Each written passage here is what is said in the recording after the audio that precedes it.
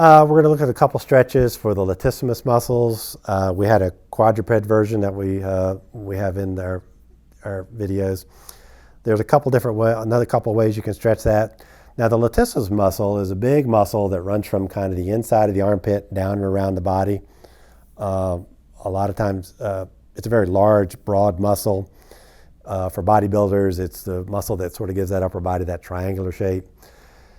We don't really stretch that muscle very often, so it can get tight, which can cause shoulder problems. It can tie into some low back problems. So we have a couple different versions you can do to stretch that.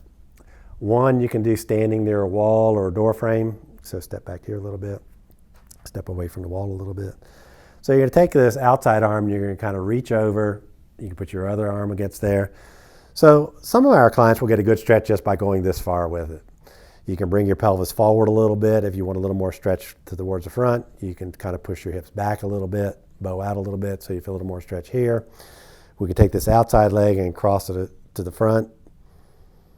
So again, that accentuates the curving in here. Some people will, instead of going to the front, will take that outside leg and put it behind the other leg.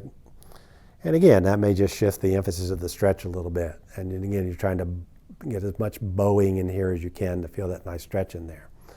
So this can be a very good stretch to do during the day when you're taking a micro break during the day, get away from the computer. So relax out of that. There's also a kneeling version of this stretch or a chair version.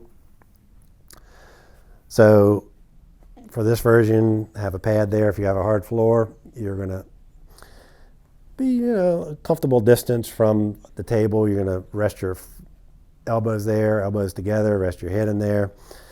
And you just sit your hips back towards your heels. You're going to tighten the tummy a little bit and try to drop the chest at the same time and sit back a little more. So that can be a nice way to get a good stretch all through this latissimus area.